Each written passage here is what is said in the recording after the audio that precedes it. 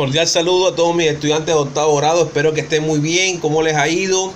Espero que todavía nos estemos cuidando. La pandemia no se ha ido y hay que seguir con los protocolos de bioseguridad. Echarse el alcohol en las manos, echarse el gel, quitarse la ropa al llegar a la casa, lavarse las manos frecuentemente para poder cuidarnos a nosotros mismos y a nuestra familia. Bueno, vamos a seguir con la secuencia de la historia que vemos en el grado octavo. En esta ocasión vamos a ver la independencia de la Nueva Granada, que es el tema que toca ahora. En los temas anteriores habíamos visto los hechos sociales, políticos, económicos y culturales que se desarrollaron en América Latina en el siglo XIX. Entonces hablamos de una forma general cómo se dieron los procesos de independencia en todos estos países, pero ahora nos toca hablar de nuestro país en particular, ya estudiar de una forma más, escudriñar, hacerlo más, este estudio hay que hacerlo de una forma más profunda, ya.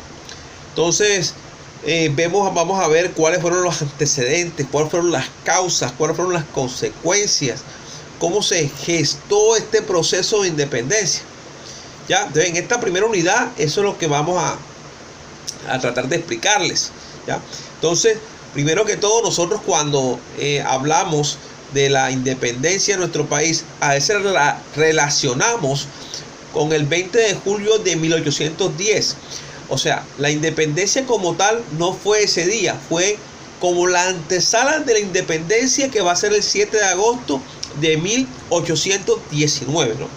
Entonces relacionamos de que vinieron unos criollos y le pidieron un florero a Llorente. Llorente se va a negar, a José González Llorente se va a negar, y entonces se va a gestar una trifulca en toda la plaza del mercado donde quedaba la tienda de Llorente, y entonces los criollos van a exigir una junta de gobierno, ¿cierto? Pero esto no es solamente esto tiene un trasfondo bastante, como le digo, bastante, hay que estudiarlo a fondo para poderlo entender. Cómo fue la independencia. No fue la caída o el rompimiento de ese florero, no fue un hecho aislado. Entonces vamos a ver que hubieron varios antecedentes, ya, así como externos. Hubieron condiciones externas e internas, ya, que hicieron posible esta independencia. Entonces, ¿cuáles fueron esos antecedentes que de una u otra manera influyeron en la independencia de nuestro país? Vamos a ver que en la segunda mitad del siglo XVIII, no XIX, XVIII, en la década de 1770 van a suceder varios hechos, ya, que de una u otra manera van a generar trascendencia en nuestro territorio, y va a traer, va a ser como el impulso, el ejemplo a seguir, ya. Por ejemplo, en 1776 se da la revolución de las 13 colonias en contra de Inglaterra, lo que va a generar como resultado la independencia de los Estados Unidos, una nueva constitución, un sistema federal republicano, ¿ya? Vamos a ver también en 1789 que se va a dar la Revolución Francesa, que la simbología más importante de este hecho histórico es la caída de las monarquías absolutas, ¿ya? Cuando es guillotinado Luis XVI. Vamos a ver también que aquí se va a dar la Declaración de los Derechos del Hombre y del Ciudadano, ya, lo que tiene que ver con la fraternidad, la igualdad, ya, la justicia, todos estos valores van a ser resaltados en la Revolución Francesa, y va a hacer que los hombres son iguales y libres en la ley, que todos vamos a ser ciudadanos. Para 1804, Haití era una colonia de los franceses, pero los haitianos, la mayoría que eran mulatos, van a gestar su independencia y se va a dar la abolición de la esclavitud en este país.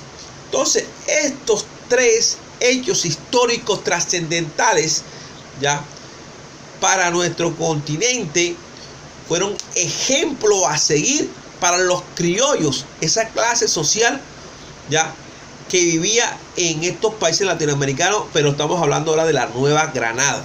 Recuerden que estaban los peninsulares en esa pirámide social, donde estaban los españoles, esos que eran nacidos en España. Los criollos eran los hijos de españoles nacidos aquí en el territorio americano. De tercero iban los indígenas, que eran protegidos por la corona, pero tenían que pagar impuestos. Los libres, que eran los mulatos, los mestizos, ¿ya?, los zambos, y por último estaban los esclavos negros africanos, ¿ya? Entonces teníamos una pirámide social. Estos criollos tenían bases, ya eran abogados, eran médicos, ya eran de la clase burguesa, ya habían sido influenciados por el movimiento de la Ilustración. A ellos les había llegado el eco de esos hechos históricos en que yo les estaba mencionando, ya querían protagonismo político que no le dejaba los virreyes aquí en su territorio, ¿ya? O sea, de una u otra manera, para explicarles, no era lo mismo ser un español peninsular a un criollo. Había de una u otra manera una discriminación, ¿ya? Porque el criollo estaba limitado comercial y políticamente. Eso va a traer descontento entre esta clase social. Carlos III, ya, que eso a mediados en el 18, a finales del 18, él era el rey era el rey de España, ¿ya? Y entonces que él es de la dinastía o de la casa de los Borbones. Y él va a hacer lo que se llaman las famosas reformas borbónicas, que lo que buscaba era modernizar y organizar las colonias. Es cuando él las va a coger y las va a organizar en virreinatos y en capitanías, ¿ya? Virreinato de Nueva España, Capitanía de Venezuela, virreinato del Perú, virreinato de la Nueva Granada, virreinato del Río de la Plata, ¿ya? Entonces no es como conocemos los países actualmente, sino que ellos estaban agrupados por virreinatos.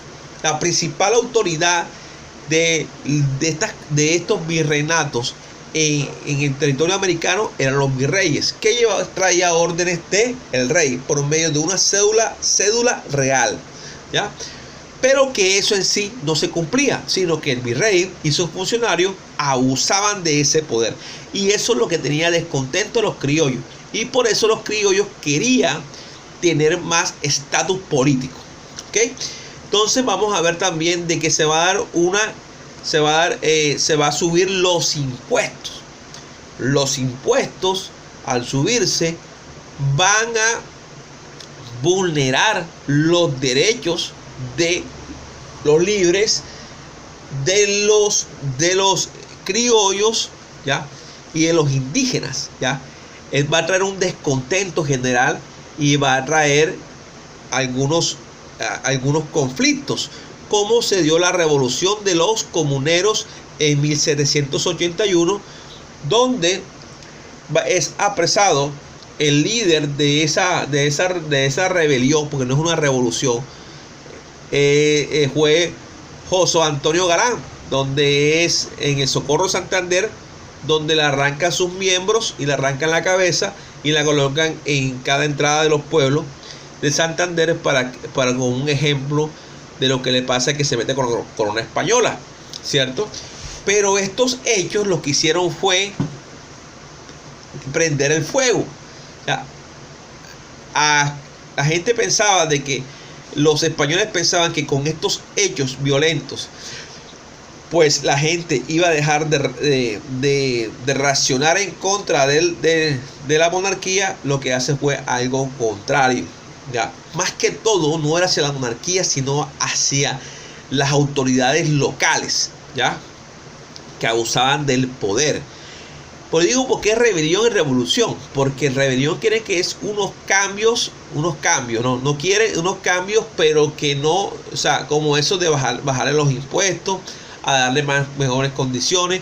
No quiere decir que no quieran a los virreyes, sino que ellos querían unos cambios que les favorecieran, que no los perjudicaran.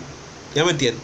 Una revolución sea un cambio de todo índole, se cambia todo. Ellos no, ellos lo que querían era que se dieran, que le tuvieran en cuenta estas pretensiones de ellos, ya, porque les había subido pues el costo de vida, ya. Entonces también vamos a ver que en estas reformas borbónicas también el monopolio del comercio entre España y América, ¿no? Entonces los españoles tenían el control prácticamente comercial entre Europa y América, y no dejaban que los criollos no les permitían a los criollos tener una libertad comercial ni con otros países, ¿ya? También se va a dar un aumento de la producción de materias primas. O sea, en estas reformas borbónicas lo que se trata es de sacarle la máxima utilidad a las colonias para llevar esa producción hacia España. También se dio un fuerte impulso a la minería. Aquí también en esto va a haber un fuerte control también se va a promover el control del Estado sobre la religión católica, ¿cierto? Para que tengan eso en cuenta ahí. Entonces, las reformas borbónicas fueron una causa inmediata de la independencia de nuestro país. Hubieron antecedentes que ya se los conté. Entonces, vamos a ver que para allá, para el siglo XIX, a principios, está el rey Carlos IV y su heredero Fernando VII va a ser depuesto a su corona. ¿Pero por qué? Para 1808, Napoleón Bonaparte le pide al rey que le dé permiso para entrar por España, para seguir por Portugal y poder entrar al Océano Atlántico para seguir combatiendo a nivel naval con los ingleses. Napoleón Bonaparte lo que hace es invadir a España y a Portugal. El rey de Portugal huye hacia Brasil, pero no tiene la misma suerte los reyes de España. Y entonces ponen en el poder a José Bonaparte, también conocido como el Pepe Botellas. Entonces, ¿qué pasa? Que va a haber un vacío de poder en España. Entonces también va a ser una causa ya para el grito de independencia, para lo que viene. Porque entonces se hacen las juntas de Cádiz, las juntas de gobierno, ya. Pero en esas juntas de gobierno excluyen a los criollos. Entonces los criollos para 1810 empiezan a hacer juntas de gobierno. Juntas de gobierno para tener una cierta autonomía. Una autonomía, o sea, sacar a los funcionarios españoles, sacar al virrey, ¿cierto? Ya de aquí, y que el poder político y económico les quede a los criollos. Ellos lo que querían era eso. A pesar de que Fernando VII estaba secuestrado, ellos le seguían rindiendo fidelidad, ¿ya? Lo que ellos no querían era, ellos tenían que tener un contacto directo con el rey, no con virreyes ni con funcionarios públicos. Entonces, en este grito de independencia se da la expulsión, ¿ya?, de los virreyes y los funcionarios españoles, para ellos tener el poder político aquí y tener un control directo con el monarca español. A pesar de que estaba secuestrado, seguían jurándole fidelidad. Entonces, quiero que les quede eso ahí claro. Entonces, vamos a ver aquí, y miro aquí para que no se me pase ningún detalle, porque aquí es mejor seguir acá para yo poderles explicar de una mejor manera. Vamos a ver que para 1814, cuando el imperio napoleónico llega a su fin, Fernando VII vuelve a recobrar el poder. Bueno, de 1810 a 1814, aquí pasan una serie de sucesos. En ese tiempo, habían líderes como Antonio Nariño y Camilo Torres, y tenían un pensamiento diferente en cómo se debía gobernar. Antonio Nariño quería gobernar por un modelo centralista, y Camilo Torres por un modelo federalista. Y esto va a traer como consecuencia que estas provincias de la Nueva Granada entren en conflicto y va a haber guerras civiles, lo que se va a conocer como la patria boba. Cuando Fernando VII vuelve al poder, él trata de retomar el poder. O sea, acá hay un problema también, porque hay algunos que estaban de acuerdo en ya independizarse del todo. Hay otros que no. Pensaban que con la protección de la monarquía española estaba mejor, como los indígenas. Los indígenas pensaban de que era mejor seguir gobernados por la corona, porque la corona los protegía en sus resguardos. Ellos pagaban sus impuestos y los dejaban en sus tierras. Ellos pensaban que si les quitaban ese privilegio, los criollos les podían expropiar de sus tierras. Entonces habían unos que estaban de acuerdo con que siguieran las monarquías y los otros que no. Se pueden decir que eran independistas y los otros eran monarquistas. Lo que les quiero decir que en este lazo de tiempo, en estos 4 años, va a haber una serie de conflictos. No se ponen de acuerdo qué sistema político se va a utilizar, sino que era por medio de la fuerza. Y todo esto va a ser aprovechado para que Fernando VII vuelva al poder y envíe una expedición militar llamada por Pablo Morillo, ¿ya? Y va a tratar de, aquí dice, esa campaña se llama la Reconquista Española, el poder recobrar todos esos territorios que estaban a manos de los criollos, ¿ya? Él va a tratar de llegar por Cartagena, donde están las murallas, y empieza a tratar de sitiarla, quiere decir, a invadirla, en 1815, ¿ya? Y por más de 100, aquí dice el libro 100 días, son 105 días, Cartagena va a resistir el embate de Pablo Morillo hasta que es, pues, hasta que es invadida, ¿ya? Lo que se conoce como, por eso que se llama la heroica, por haber aguantado todo este tiempo aguantaron el embate de Pablo Morillo, y por ahí van a entrar y van a volver a invadir a la Nueva Granada, ¿ya? Y se va a dar lo que se llama la expedición pacificadora, como es la Reconquista Española, y después va a comenzar lo que se llama el régimen del terror. Para 1815 se empieza, pues, él empieza a capturar a los líderes de este movimiento independista, como a Policarpo Salabarrieta, aquí Antonio Santos, Camilo Torres, Francisco José de Caldas y Jorge Tadeo Lozano. Todas estas personas fueron fusiladas, ¿cierto? Lo que pasa es que Pablo Morillo trató de implantarle terror a la sociedad granadina para que estas situaciones no se volvieran a presentar, y lo que hizo fue un efecto contrario, lo que hizo que la gente se levantara en contra del gobierno español, ¿ya? Vamos aquí a seguir. Entonces, después de esto, vamos a ver que empieza la campaña libertadora.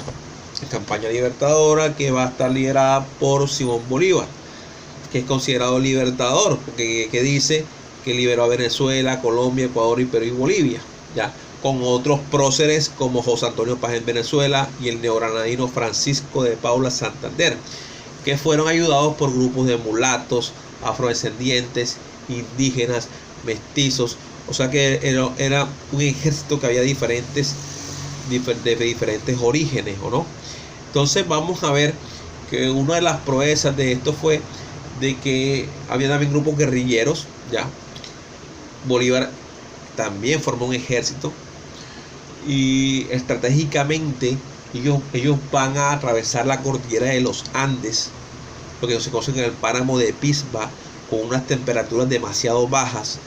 No tenían buenos uniformes, no tenían la indumentaria, no tenían alimentación, y mucha gente murió en esa travesía para llegar al altiplano cundiboyacense, donde estaba el ejército español, y lo van a coger de forma sorpresiva, donde van a haber dos grandes guerras, que es la del Pantano de Vargas el 25 de julio de 1819, y la del puente de Boyacá el 7 de agosto de 1819, donde se da la independencia de la Nueva Granada.